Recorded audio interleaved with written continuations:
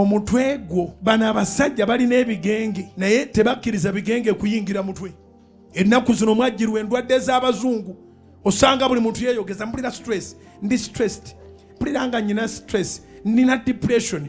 Mutwe gwe gukyankalanye kakkana bamwikaikamu. Lowooza bulungi. There is a way out.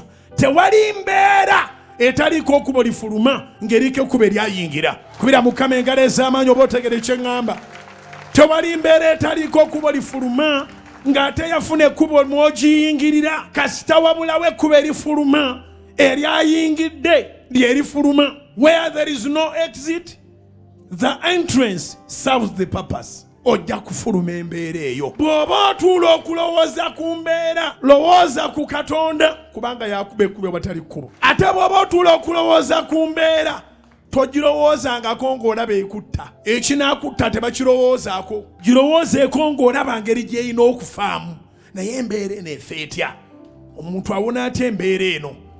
Omuntu agifuluma atya? Katonda akozesa lunaku olwo. Abantu bonna bendabye Katonda bayambye tebasukanga lunaku. Wabeerawo olunaku lwo oluli maaso. Akabokisi k'obwongo nga tikanayikamu musaayi, nga tikaneekwata, nga tikanafa, kalina ogenda zizimba. Amawanga ogenda gatambula. Buli kye weegomba Katonda agenda kukikuwa. Bw'oneesomera bassekabaka ekyokubiri essula ya 7, Katonda yakozesa abagenge bana okusumula Isirayiri mu njala. Katonda asobola okukozesa gwe teweetaaga ggwanga lyonna. Ekika kyonna gw'ogenda okiggulira oluggi lw'obugagga mu linnya lya Yesu. Ngambye nti ekika kyonna gw'ogenda okiggulira oluggi lw'obugagga mu linnya lya Yesu. Ngambye nti ekika kyonna gw'ogenda okiggulirawo oluggi lw'obugagga oli lwedde. Kozesa omutwe gwo okulowooza ebinaakutaasa. Toyonoonayo ssaawa n'egi. Buli lw'obanga tolina ky'okola, kozesa omutwe okulowooza ebinaakutaasa.